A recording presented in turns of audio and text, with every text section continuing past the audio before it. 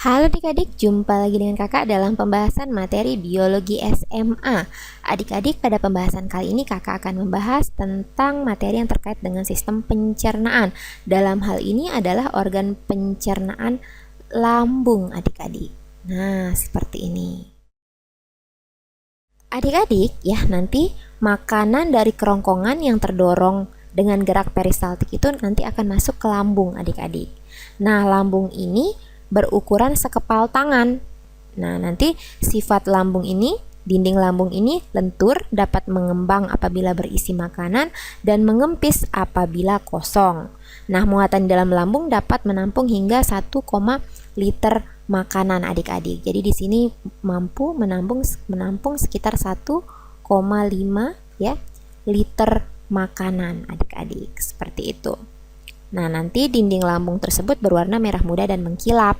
Nah, adapun strukturnya adik-adik bisa lihat seperti ini. Di sini seperti yang kakak katakan tadi ya, lambung itu terletak di dalam rongga perut sebelah kiri adik-adik. Nah, di sini nih. Rongga perut sebelah kiri. Yang ini ya. Di bawah sekat rongga badan adik-adik, seperti itu. Nah, nanti adik-adik ya, adapun lambung di sini adik-adik itu terdiri dari 3 bagian seperti yang terlihat di gambar ya. Jadi terdiri dari 3 bagian.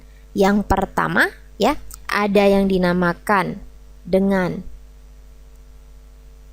kardiaks adik-adik ya. Di sini kardiaks. Selanjutnya ada yang dinamakan yang kedua fundus adik-adik. Kemudian yang ketiga ada yang dinamakan dengan pilorus. Nah, seperti ini.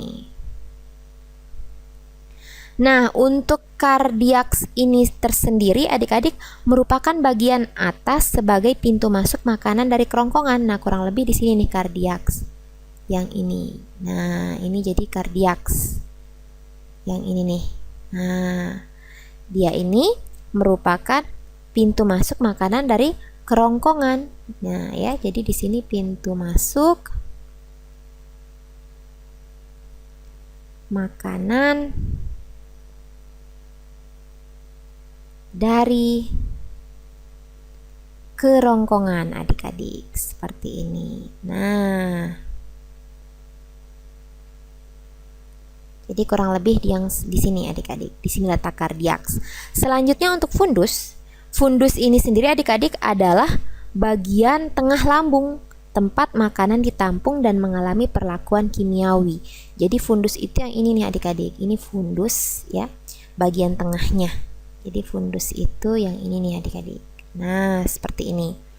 Ya, jadi di sini tuh tempat makanan mengalami perlakuan kimiawi. Jadi tempat pencernaan kimiawi adik-adik. Seperti itu. Kimiawi. Selanjutnya untuk yang pilorus adik-adik, ini merupakan bagian bawah lambung sebagai pintu keluar makanan ya. Jadi untuk pilorus itu yang ini nih. Nah, yang ini pilorus adik-adik, yang ini ya. Dimana pilorus di sini fungsinya itu adalah pintu keluar ya makanan dari lambung tentunya. Nah, seperti ini.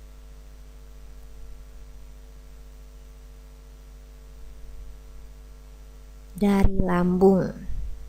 Nah, seperti ini adik-adik. Nah, dia ini langsung berhubungan nanti dengan usus 12 jari atau duodenum pada usus halus adik-adik. Nah, pilorus ini adik-adik biasanya bekerja ya dipengaruhi oleh pH adik-adik, pH makanan. Apabila pH makanannya asam ya, jadi pH makanan asam ya adik-adik, maka nanti yang akan terjadi otot-otot pilorus mengendor sehingga menyebabkan pintu pilorus terbuka. Nah, jadi di sini pintu pilorus terbuka seperti ini.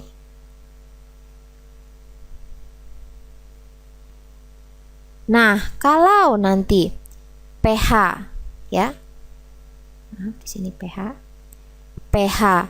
makanan ini basah adik-adik ya.